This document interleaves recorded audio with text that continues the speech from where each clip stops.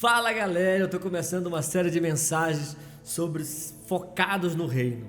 E eu quero dar exemplo aqui de pessoas na Bíblia que focaram a sua vida no reino de Deus e qual foram os resultados que eles tiveram, né? Como eles viveram nos dias que eles viveram, né? E isso pode nos inspirar a sermos cristãos melhores, a sermos pessoas melhores no nosso dia a dia. Então, a Bíblia fala em Mateus 6, versículo 33, buscai, pois, em primeiro lugar o seu reino e a sua justiça, e todas as outras coisas serão acrescentadas. Agora eu te pergunto, até que ponto nós estamos vivendo esse buscar a Deus, buscar o reino em primeiro lugar? Interessante que eu trabalho já há muito tempo nas mídias sociais, no Instagram, e em um certo momento eu já trabalhei com vários conteúdos, né? E o meu pastor chegou comigo e falou assim, uma palavra assim, até mesmo sutilmente ele falou assim, foca no reino, né? Produz conteúdo para focar no reino. E eu fiquei refletindo sobre isso, então eu comecei a buscar Deus para ver como é que eu ia produzir esses conteúdos. Porque muitas vezes nós tentamos fazer as coisas para agradar as pessoas, para chamar a atenção das pessoas, para tentar ganhar engajamento, popularidade, status muitas vezes, e nós esquecemos para que nós fomos chamados, para que nós fomos escolhidos por Deus, né? E eu quero dar um exemplo aqui muito claro da vida de Pedro, mas antes eu vou te fazer algumas perguntas, né? Você tem buscado o reino de Deus em primeiro lugar, né? O que tem sido a sua prioridade? O que você tem investido mais tempo? Qual tem sido o propósito da sua vida? Você tem entendido por que você nasceu? Por que Deus criou você? Você já parou a pensar qual o seu papel nesse universo, em bilhões de pessoas? Qual o seu propósito? O que você está fazendo para realizar aquilo que Deus chamou você para fazer? Muitas pessoas hoje, elas estão se perdendo no caminho. Elas estão saindo do propósito, e muitas vezes elas acham que estão no propósito, e o maior perigo para nós alcançarmos o nosso propósito é quando nós achamos que estamos vivendo o nosso propósito e estamos andando para o outro lado. É quando você acha que está agradando e está desagradando a Deus, está fugindo dos princípios. Por quê? Porque nós estamos tão envolvidos muitas vezes em tantas coisas que nós começamos a trabalhar somente para nós. Porque nós queremos mais dinheiro, nós queremos popularidade, nós queremos fama, nós queremos ter uma igreja grande, maior que todo mundo, nós queremos ser elogiado em público, queremos que alguém marque a gente nas fotos, nas publicações, nós queremos postar as fotos mais bonitas, de alguma maneira nós queremos aparecer muitas vezes. Não é errado você aparecer, porque quando Deus fala para Abraão, eu te engrandecerei o teu nome, Deus não estava falando que ele queria que Abraão fosse famoso para querer aparecer. Não, Deus queria dar autoridade e queria que Abraão tivesse voz. Muitas vezes Deus te chamou para você aparecer realmente, para você estar na frente, para você estar na televisão, nas mídias sociais e ser um influencer, né? Mas talvez Deus chamou você para ficar nos bastidores, para você treinar pessoas também para aparecer, né? Existem muitos papéis diferenciados no reino de Deus. E para alguns, ainda Deus chamou ele para aparecer, mas ele está com medo, ele tá nervoso, porque ele acha que ele tem dúvida ao mesmo tempo que ele quer, mas não vai. Mas eu quero te encorajar você a alcançar o teu propósito.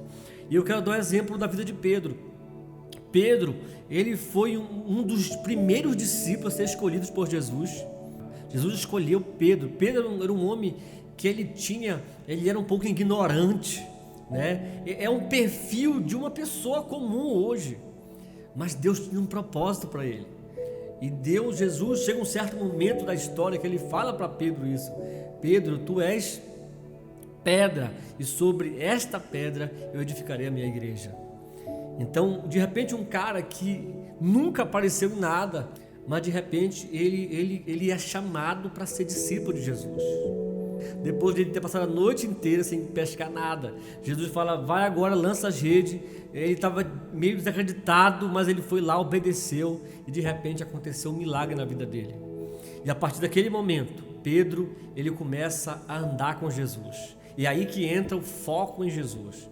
Ele começa a caminhar com Jesus, ele começa a ver milagre com Jesus, ele começa a expulsar demônio com o tempo. Jesus ensina ele a orar, ensina ele a pescar almas, que agora ele era um pescador de almas, não era mais de peixe. Jesus transformou a vida de Pedro e de repente agora ele se torna um discípulo de Jesus, começa a andar com os 12, né? E durante toda aquela trajetória de mais de 3 anos, Pedro vê coisas extraordinárias andando com Jesus. Ele chega um momento que ele está tão empolgado com Jesus que ele fala: Jesus, o Senhor não vai morrer não, eu vou morrer no seu lugar na cruz. E Jesus até repreende ele, né? Para trás de mim, Satanás, né? Mas na verdade Jesus estava quebrando aquele impulso, né? Aquela ousadia de Pedro de querer fazer. Eu acho que todo novo convertido tem essa pegada assim de querer fazer as coisas, de querer dar o seu melhor em tudo, se envolver em tudo, e isso é maravilhoso. E Pedro vai se envolvendo, vai crescendo, vai se tornando um discípulo, um dos 3 principais discípulos de Jesus, né? Quando chega a certos momentos, Jesus, para decidir algumas coisas, ele chama os 3, que é Pedro, Tiago e João, né? Então certas coisas só eram ensinadas para eles 3. Então Pedro era um dos titulares, né? O jogador mais caro do time do mestre. Então eu quero te falar e te mostrar como Pedro estava focado em Deus, né? Pedro largou a sua profissão. É interessante porque se você fosse chamado hoje para largar sua profissão, largar tudo hoje e seguir Jesus, o teu chamado, muitas pessoas hoje têm feito isso. Tem muita gente hoje, lógico, de uma maneira sábia, não largando sua família, mas andando dentro do propósito, mais focado em Deus.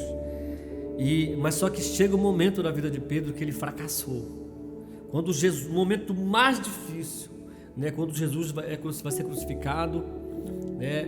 E ele comete um erro gravíssimo na vida dele, que é quando ele nega Jesus 3 vezes. Né, que ele foi avisado por isso. Jesus tinha avisado ele. E Pedro era um cara muito apaixonado por Jesus.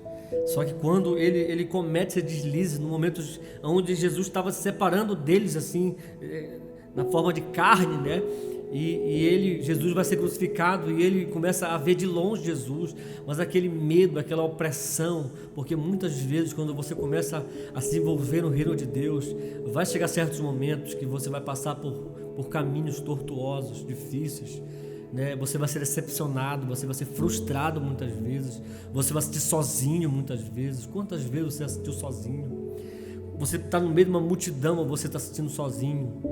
Às vezes você não tem com quem chorar, né? Então, quando o galo canta ali 3 vezes, quando Pedro ele se toca que ele tinha negado Jesus 3 vezes, ele se afasta dali, ele vai embora, ele volta de novo para a vida velha, que ele volta a pescar.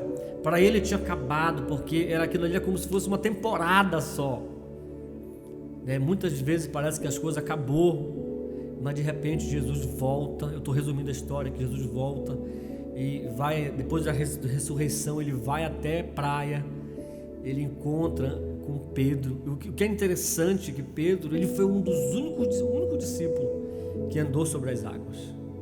Ele viveu certos momentos de crise, de milagres, mas também ele afundou. Muita gente fala: Pedro afundou, mas ninguém andou sobre as águas depois de Jesus. E de repente, Jesus encontra ele ali novamente, chama ele para a praia. Pedro, como é que Pedro está agora? Decepcionado, frustrado, porque ele tinha negado o cara que ele mais amava, o cara que conquistou ele, o cara que fez os maiores milagres perto dele, ele tinha prometido até morrer por Jesus, mas de repente, e agora ele está frustrado, sozinho, né? Aqueles discípulos, todo aquele mover parece que tinha acabado.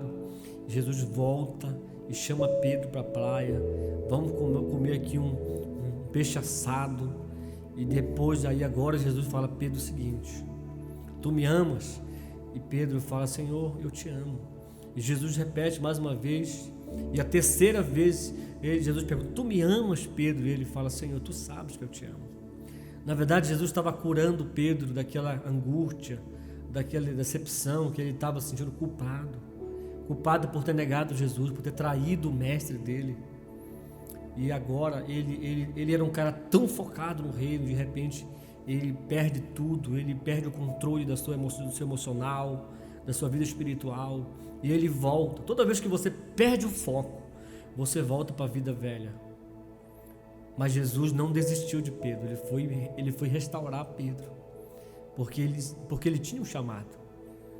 Então, quando ele pega Pedro de volta, e a partir daquele momento, uma nova história começa.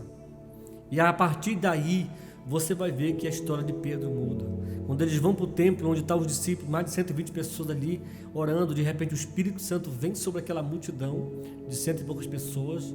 Ele é batizado no Espírito Santo, e um dos primeiros caras a se levantar e começar a pregar o nome de Jesus foi Pedro, porque ele tinha sido restaurado.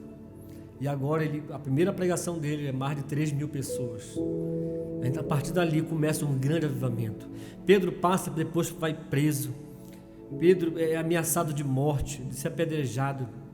Mas a partir dali ele não arrega mais, ele não afrouxa mais. Ele está focado. E essa palavra, para você que está me ouvindo agora, que está me assistindo, é para você entender que você pode falhar, você pode ter fracassado, mas você pode voltar, você pode se levantar de novo, e você pode fazer a sua história ser muito melhor do que foi. Pedro, ele viveu uma história até a morte de Cristo, e depois da morte de Cristo ele vive uma nova história. É impressionante que ele começa a crescer e ser um grande pastor, e se torna um dos pastores principal ali de Jerusalém. Grandes milagres aconteceram através da vida de Pedro. Mas qual foi um dos grandes segredos de Pedro? Ele estava focado no reino de Deus. Não deixe as coisas deste mundo desfocar você. Não deixe uma influência de um cantor, de um pregador, até mesmo pregadores famosos, né? Às vezes não fique achando que aquelas pessoas não vão falhar. E tenha cuidado para você não perder o seu foco, o seu chamado na sua igreja local, né? O seu chamado na visão de Deus, dentro do propósito de Deus. Eu quero te encorajar nessa mensagem, a dizer para você que você é capaz de fazer uma nova história da sua vida, assim como Pedro fez. Você pode fazer a sua história. Que Deus te abençoe. Espero que esse podcast tenha abençoado a sua vida. Compartilhe em nome de Jesus.